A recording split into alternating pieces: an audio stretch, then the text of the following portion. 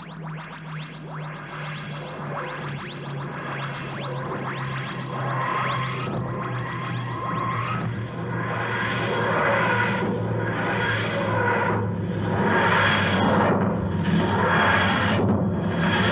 everybody, I'm Charlie from Dr. Wen, and welcome along to yet another daily Doctor Who YouTube video. I am back, and today I will be ranking all episode 6s of New Who, series 1 to 12, and they are The Lazarus Experiment, The Almost People, The Bells of St. John, The Vampires of Venice, The Woman Who Lived, Demons of the Punjab, The Doctor's Daughter, Age of Steel, The Caretaker, Praxeus, Extremis, and Dalek. So there they are. Overall, I think very highly of these, and they have a pretty high average actually. I commented on one of my other videos that episode 6s have the lowest average. I was mistaken. I actually meant to put episode 8, so there we go. Anyway, let's get into this video. Stick around to find out my top spot. It may not be what you expect. Let's get into this video. So in 12th place we have The Lazarus Experiment. I've given this a 6.4. Unfortunately, I just think it's the weakest episode 6. I still don't not like it, I just think it's a very meh episode. It has absolutely awful CGI. I think lots of the time in Classic Who I cut a bit of slack because, parts of it were 50, sometimes nearly 60 years ago. But this was only like 12 years ago, and yeah, it's not very good. We did get to meet Martha's family, which was very good, since, kind of ties it back down to Earth, but I think this would have actually been better had it been set on an alien planet. Chasing this monster across an alien planet would have been really cool. But we do get to meet a bit of Martha's family as well, making the 3-part finale even more impactful, but this is a pretty weird, forgettable episode. The whole battle towards the end in the church is really unnecessary, and it's a pretty generic concept, having a mad scientist who turns into a monster. It's just a really weird episode. It doesn't make that much sense, and yeah, it's just a bit odd. It's not exactly one I look forward to when I go to rewatch.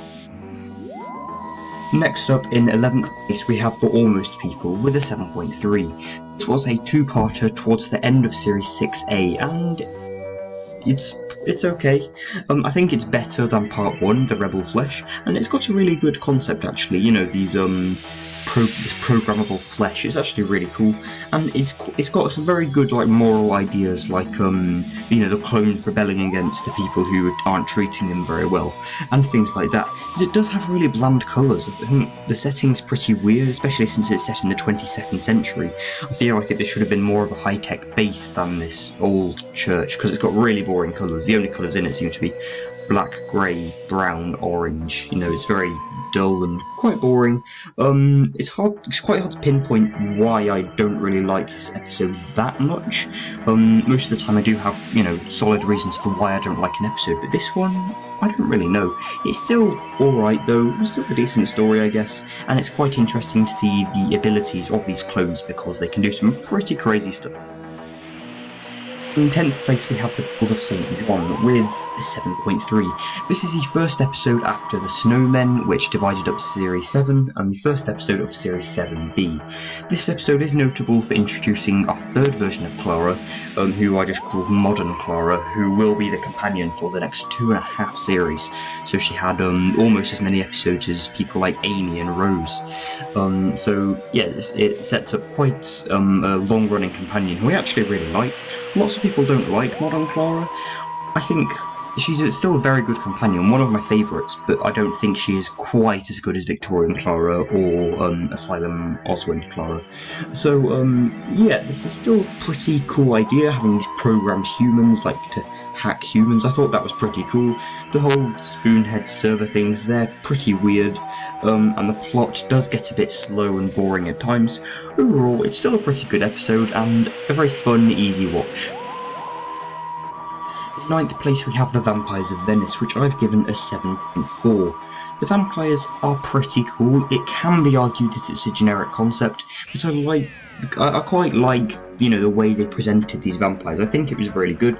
I don't think they needed to be aliens. I think Doctor Who does sometimes just need to step away from aliens and just have different kind of monsters, like the werewolf was an alien, these vampires are aliens. I think we just need to step back from aliens from time to time and just, give us different kind of stories.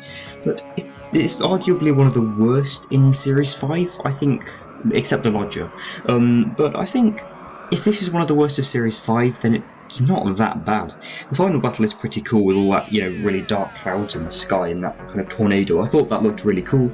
And it's a really interesting concept, actually. These, turning these people into vampires. I think it's quite generic, but it's just a really good story and I really like it. And this is also Rory's first adventure, so seeing his reaction to things are pretty good.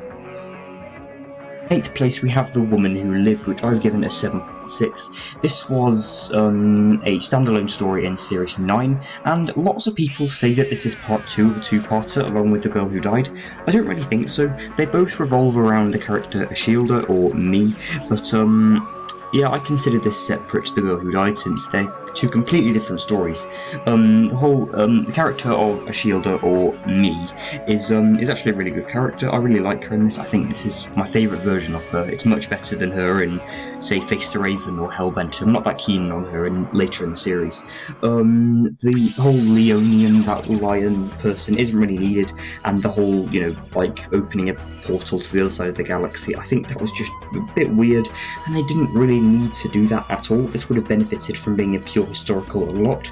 I do quite like how Clara is absent. This series was actually written as a companion in the series, so I'm not surprised they had at least one episode without Clara.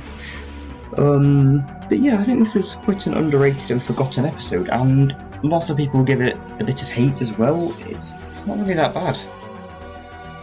In 7th place we have Vampires of the Punjab with an 8.5. It pains me to put this episode so low because it's honestly really good. It's a very emotional story. It's a little bit forgettable, arguably quite overrated. I think it's still pretty good, but I don't really remember lots about this episode. I'm not up to this in my rewatch. I'm up to Twice Upon a Time now. The aliens aren't really needed. I think the alien design was really cool, but I don't think they were needed. This could have been a pure historical like a lot of these. It's also quite a good setting. I do quite like how they went to in the past but not too far in the past. I thought that was quite a good idea, and it has incredible cinematography. I don't really say this enough, but this does actually look really visually pleasing. Actually, I think it looks very good. And the companions are really good. This is, I think, where most of the companions, especially Graham and Ryan, are at their absolute peaks in this series. I think they were all pretty brilliant, to be honest. In 6th place we have The Doctor's Daughter, which I've given an 8.7. This is an incredibly underrated story. This is an underrated gem. It's absolutely brilliant.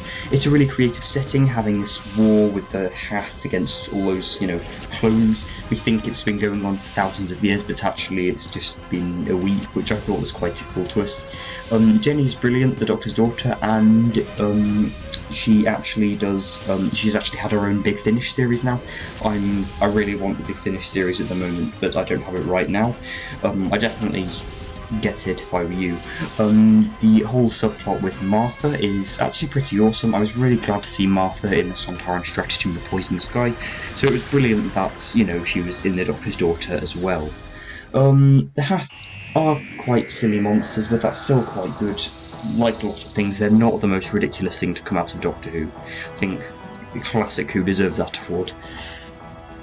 In 5th place we have The Age of Steel, which I've given an 8.8. Lots of people don't really like this story, especially the second part of it, The Age of Steel.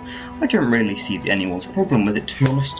The Cyber Controller is really cool. I think John Lumic was a really good villain, and I did like that whole scene where he was refusing to be converted, but his creations were kind of overthrowing him. I thought that looked really good. The whole scene where they're infiltrating that cyber factory, I thought that was really cool as well. I really liked that entire sequence. Ricky's death is actually quite sad. Lots of people don't really like Ricky, the parallel Earth version of Mickey, but I quite like him actually, and it does a lot of character development for Mickey, having him take over his much cooler self's place on that world, and it sets up Army of Ghosts Doomsday really nicely with the, Cybermen and the parallel world. I thought that was really good. Fourth place we have The Caretaker, which I've also given an 8. Lots of people really hate this episode, and I don't see why. It's a really easy, light-hearted watch, and definitely one of the, less complicated episodes to watch. The whole Skovox Blitzer, robot design, it can be argued that the concept is quite generic, but I still really like it, actually. Danny Pink is really good, and I do like the whole scene where he finds out about the Doctor and the TARDIS and all of that, and I do quite like how the Doctor is, in Clara's life, the Doctor in Clara's life instead of the Clara in Doctor's life. I think that was quite good, and reminds me of other stories like Knock Knock and the Power of Three. I think it's really underrated, and I don't understand the hate, really. In third place we have Praxeus, which I've given a 9.1. This is going to be an extremely unpopular opinion, a lot like most of the episodes on this list, because lots of people really hate this story, thinking it's one of the worst of Series 12, even worse than Orphan 55 sometimes, which I really don't agree with. Yes, it's not the best episode, so to speak. I mean, it's only third on this list, but I still really, really like it. I've given it a 9.1. The whole, Praxeus virus design is really cool, how they got, those white scales throughout their entire body. I think this was one step away from being a horror story, to be honest. It's one of the strongest in Series 12. I think the only episode stronger than it is Ascension of the Cybermen and possibly Spyfall. But there's loads of mystery as well, like what's going on, what's relating all these incidents across the world. I did really like that, and I quite like how it splits up all the companions. I do like episodes that do that, and where the Doctor's separated from all her companions. I thought that was really, really good, and this does not deserve the hate it gets. In second place we have Extremis, which is Series 10, Episode 6.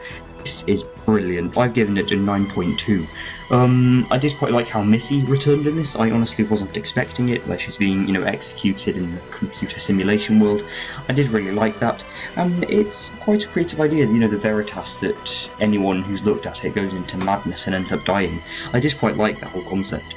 The monks are quite good villains. I think the design is really creepy, actually, and this episode is just a brilliant opener to the Monk trilogy, with the Pyramid at the end of the world and Lie of the Land after it. It's got arguably quite a complicated plot, with the Doctor being blind and the computer simulation world, but yeah, I think you've got to pay your full attention to this to actually understand lots of the episode. Finally, in first place, you were probably expecting this, Dalek, which I've given a 9.3. This is the first one of these sort of lists where a Series 1 episode comes first. I really like Series 1, and I'm glad that, one of their episodes has a chance to shine in at the top spot of this list. I just really like every part, most parts of this episode. It's got a very Base Under Siege vibe, which I quite like, actually. Lots of people don't really like Base Under Siege episodes, except this, but I really like them in general, and I think this reminds me a lot of the classic Who. This is a very classic Who-like story. We get our first Dalek story in New Who, which I was kind of expecting because of the title Dalek. I wish it kind of left it a mystery, not even including the Dalek in the next time and just surprising us. That would be brilliant, since we hadn't actually had a proper Dalek story since Remembrance of the Daleks in 1988, which is pretty insane. I don't really like the companion Adam Mitchell in this. He's a companion for only 2 stories, and yeah, I don't really like him. I think his only purpose was just to show how Rose is actually a very important character, not just this, friend that the Doctor has. So I hope you enjoyed this video, everyone, and make sure to subscribe. I noticed not many of you are subscribed, so I'd really appreciate it if you did. And here we go. Next time. So, since United Kingdom is becoming one, I thought that tomorrow I would review the third Doctor story, Inferno, the finale of Season 7 of Classic Who, an episode I find pretty brilliant. I will see you then, and goodbye.